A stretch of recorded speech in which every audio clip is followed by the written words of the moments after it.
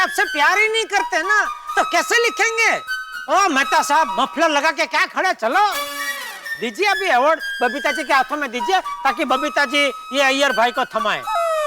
तो गोकुल धाम के निवासियों, देवियों और सज्जनों, वो क्षण आ पहुंचा है जब हमें ये नंबर 1 दिल तोड़ने वाला अवार्ड सौंपना है। गोकुल धाम के सभी पतियों को अपनी अपनी पत्नियों के लिए कविता लिखनी थी, और महिला मंडल ने यह निर्णय लिया था कि वह व्यक्ति जो अपनी पत्नी के लिए कविता नहीं लिख पाएगा, उसका अर्थ यह होगा कि वो अपनी पत्नी से प्यार नहीं करता है, और उसे नंबर 1 दिल तोड़ने वाला अवार्ड दिया जाएगा। और आज की रात अब यह प्रमाणित हो चुका है कि वह व्यक्ति कौन है, वही जो इस वक्त मंच पे मौन है। नंबर 1 दिल तोड़ने वाला गोकुल धाम में है श्री कृष्णन सुब्रमण्यम अय्यर। ये अपनी पत्नी से प्यार नहीं करते, और ये नंबर 1 दिल तोड़ने वाला अवार्ड उन्हें सौंपना चाहता हूं। इसलिए अनुरोध करता हूं उनसे जिनका दिल टूटा है कि वो अपने हाथों से उन्हें यह अवार्ड दें जिन्होंने इनका दिल तोड़ा है।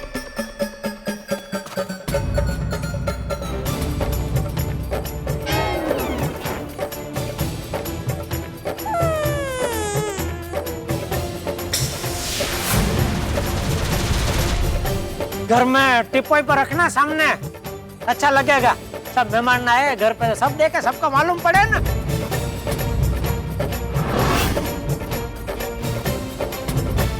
दोस्तों, शायद ये पहला ऐसा अवार्ड फंक्शन होगा जिसमें अवार्ड मिलने के बाद भी कोई ताली नहीं बजा। अरे मैं बजा रहा हूँ क्या? मैं बजा रहा हूँ ना।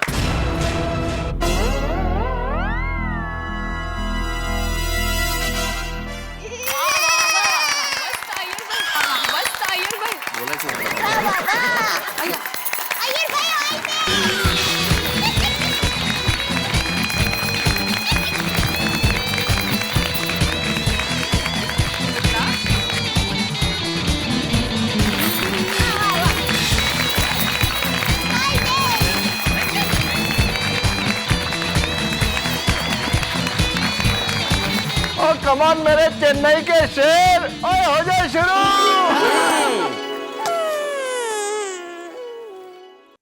All the best, Tiger. Thank you.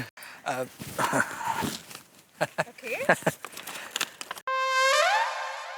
My dear Babita, तुम मेरा सजनी हो तो मैं तुम्हारा साजन, तुम मेरा ऑक्सीजन हो तो मैं तुम्हारा हाइड्रोजन। और जैसे पानी में से कोई ऑक्सीजन और हाइड्रोजन को अलग नहीं कर सकता, जैसे पानी में से कोई ऑक्सीजन और हाइड्रोजन को अलग नहीं कर सकता, वैसे ही हम दोनों को कोई जुदा नहीं कर सकता। हम दोनों में ना कोई राइट है ना कोई रॉन्ग है, हम दोनों में कोई राइट है ना कोई रॉन्ग है, क्योंकि हमारा केमिकल बॉन्ड सबसे स्ट्रॉन्ग है। तुम्हारे आवाज का फ्रीक्वेंसी मेरे कानों को कैच होती है, तुम्हारे आवाज का फ्रीक्वेंसी मेरे कानों को कैच होती है, क्योंकि वो मेरे दिल के फ्रीक्वेंसी को मैच करती है। आगे चेन्नई के डोसे का कसम, चेन्नई के डोसे का कसम, बबीता मेरी हर बात सच्ची है। चेन्नई के डोसे का कसम खा के कहता हूँ मेरी हर बात सच्ची है।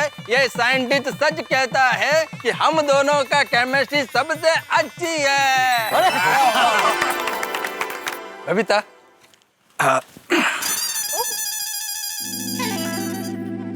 बबीता, मैं तुम्हारा जान हूँ, तुम मेरा जानम हो, मैं तुम्हारा मेंदू वड़ा तो तुम मेरी चमचम हो। कोमल, कल फिर मेंदू वड़ा और चमचम हो जाए। Of course. Thank you. तुम मेरा अल्फा बीटा गामा थीटा हो। बबीता, तुम पर क्या कविता लिखूं, तुम खुद एक कविता हो। वाह, एकदम scientific.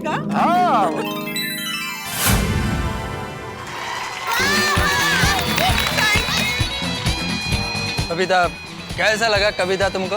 Aiyar, fabulous, fantastic. Thank you so much Babita, thank you. भाई क्या बात है, कृष्णन सुब्रमण्यम अय्यर साहब, कमाल कर दिया आपने। Thank you, thank you. जब मैं अय्यर भाई की कविता सुन रहा था तो मुझे ऐसा लग रहा था कि अय्यर साहब ये आपके लिए भी है और आप सबके लिए जो इन्होंने सुनाई, तब मैंने ये सोचा कि भाई अय्यर की कविता आप दोनों के संबंधों का एक खूबसूरत आभास थी। अय्यर की कविता आप दोनों के संबंधों का एक खूबसूरत आभास थी। कविता में एक अलग कशिश थी, अलग प्यास थी। कविता में एक अलग कशिश थी, अलग प्यास थी। अल्फा था, बीटा था, गामा था, थीटा था, हाइड्रोजन, ऑक्सीजन। अरे कविता थी या विज्ञान की क्लास थी? लेकिन साहित्य में विज्ञान का यह समागम बड़ा कमाल का है। जोरदार तालियां। बहुत बढ़िया अय्यर भाई। और सबसे बड़ी चीज मुझे खुशी है कि अभी तक मेरे किसी दोस्त को ये नंबर 1 दिल तोड़ने वाला अवार्ड नहीं मिला और भगवान करे किसी को मिले भी नहीं। तो भाई विज्ञान की बात तो मैंने कही आपसे कि आपकी कविता में विज्ञान की क्लास लग रही थी, लेकिन अय्यर भाई ऐसा महसूस हो रहा था जब आप कविताएं पढ़ रहे थे कि आप वैज्ञानिक नहीं, आप सचमुच कवि। तो बबीता जी की मोहब्बत में पगी हुई आपकी ये जो कविता थी, तब मुझे सूर्य कुमार पांडे जी की 2 पंक्तियां याद आ गई। इक्का तांगे की तरह एक वाहन होता है, उसे कहते हैं, जिसमें घोड़ा लगता है। तो वो कहते हैं कि तुम्हारे गाल के गड्ढे हैं मेरी शहर की सड़कें, तुम्हारे गाल के गड्ढे हैं मेरी शहर की सड़कें, फंसा जो इश्क का इक्का निकाले नहीं निकला। तो ये जो इश्क का इक्का फंस गया तो फंस गया, लेकिन अब इस स्टेज पे कौन आके फंसने वाला है? नहीं, फंसने वाला नहीं है, वो ऐसी कविता सुनाने वाला है कि हम सब उस कविता की प्रेम में फंस जाएंगे। तो अब आ रहे हैं हमारे बीच में दोस्तों, आज सामने देखिए, वो दिल है, वो लाल है, इस मंच पे जो गुब्बारे हैं वो लाल है। सोनी भाई आपकी पगड़ी लाल है, हाँ अय्यर भाई आपकी जैकेट लाल है, और सब कुछ चारों तरफ लाल ही लाल है, और इधर पोपट लाल है।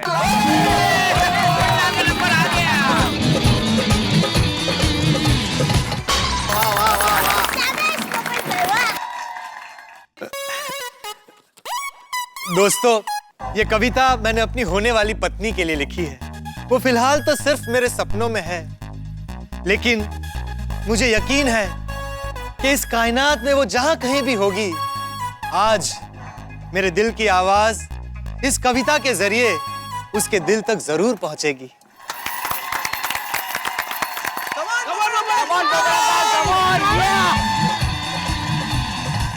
Thank you. गौर फरमाइएगा, मेरे सपनों की रानी कब आएगी तू।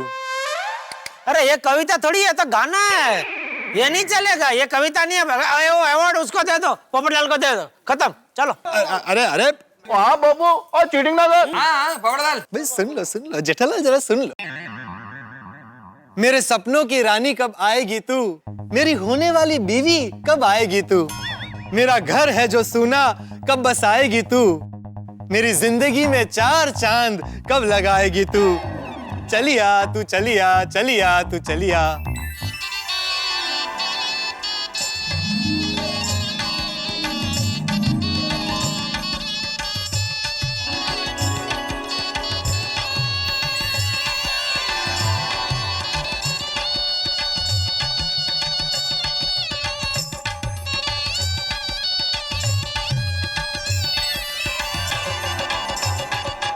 तेरे आने से मेरे जीवन का हर दुख छोटा हो जाएगा, और तेरे हाथ का खाना खाकर ये पोपटलाल हाथी जैसा मोटा हो जाएगा।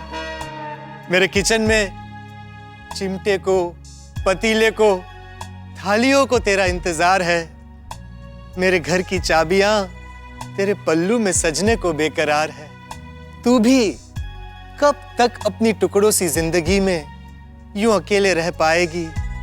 मेरी दया भाभी सच ही कहती है, तू बहुत जल्द मेरी जिंदगी में आ जाएगी। अब ये रात, ये चांदनी, ये तारे सब पुकार पुकार कर कह रहे हैं, मैं और मेरा छाता बेसब्री से तेरा इंतजार कर रहे हैं। मेरे सपनों की रानी कब आएगी तू, मेरा घर है जो सूना कब बसाएगी तू, चलिया चलिया चलिया तू चलिया।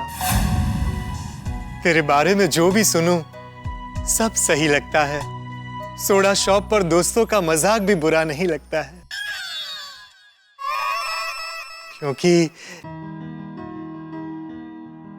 क्योंकि यकीन है मुझे, तुम मेरी दुनिया पर बहार बन के छाओगी और क्षण छन छन बजाते हुए प्यार के घुंघरू मेरी जिंदगी में आ जाओगी। मेरे सपनों की रानी कब आएगी तू? मेरा घर है जो सूना कब बसाएगी तू? मेरी जिंदगी में 4 चांद कब लगाएगी तू? सपना जो देखा था अब सच हो रहा है। आइए खेलिए गड़ा इलेक्ट्रॉनिक्स।